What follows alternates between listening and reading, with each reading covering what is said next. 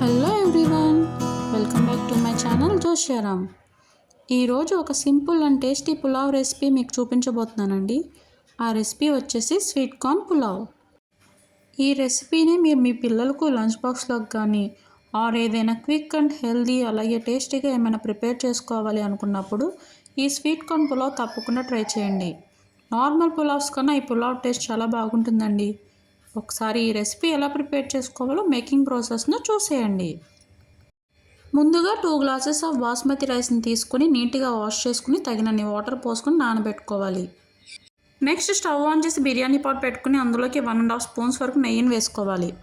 అలాగే 2 table spoons వరకు ఆయిల్ని వేసుకుని ఆయిల్ వేడెక్కిన తర్వాత బిర్యానీ స్పైసెస్ అంటే బిర్యానీ ఆకులు 2, దాల్చిన చెక్క 2, అనాస పువ్వు 2, యాలకులు 3, లవంగాలు 4, అలాగే 1/2 స్పూన్ వరకు షాజీరాను వేసుకోవాలి.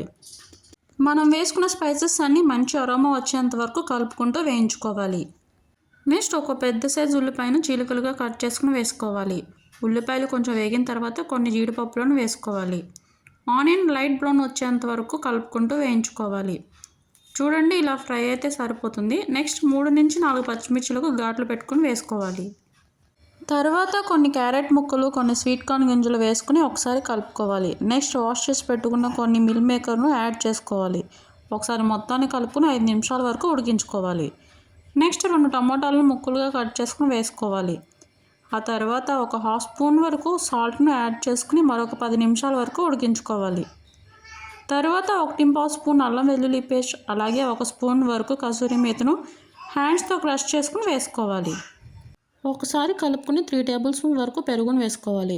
నెక్స్ట్ 1/2 స్పూన్ పసుపు, 1/2 స్పూన్ కారం, 1.5 స్పూన్స్ ధనియాల పొడిని వేసుకుని ఒకసారి కలుపుకుని 10 నుంచి 15 నిమిషాల వరకు ఉడికించుకోవాలి. నెక్స్ట్ కట్ చేసిన కొత్తిమీరను వేసుకుని ఒకసారి కలుపుకుని మరొక 5 నిమిషాల వరకు ఉడికించుకోవాలి.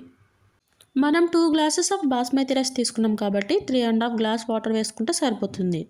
రుచికి తగినంత సాల్ట్ను యాడ్ చేసుకుని వాటర్ను బాయిల్ అవనివ్వాలి. చూడండి, వాటర్ బాయిల్ అవుతున్నాయి. ఇప్పుడు అందులోకి మనం ముందుగా నానబెట్టుకున్న బాస్మతి రైస్ని వేసుకుని ఒకసారి కలుపుకొని మూత పెట్టుకుని హై ఫ్లేమ్లో 10 నుంచి 15 నిమిషాల వరకు ఉడికించుకోవాలి. ఆఫ్టర్ 15 మినిట్స్ చూడండి, వాటర్ అనేవి కొంచెం తగ్గినాయి. ఈ స్టేజ్లో ఉన్నప్పుడు మనం యూజ్ చేయని దోశ ప్యాన్ ఉంటే కనుక దాన్ని స్టవ్ మీద పెట్టుకుని మన బిర్యానీ పాట్ను దాని మీద పెట్టేసుకుంటే లో ఫ్లేమ్లో 10 నుంచి 15 నిమిషాల వరకు ఉడికించుకోవాలి.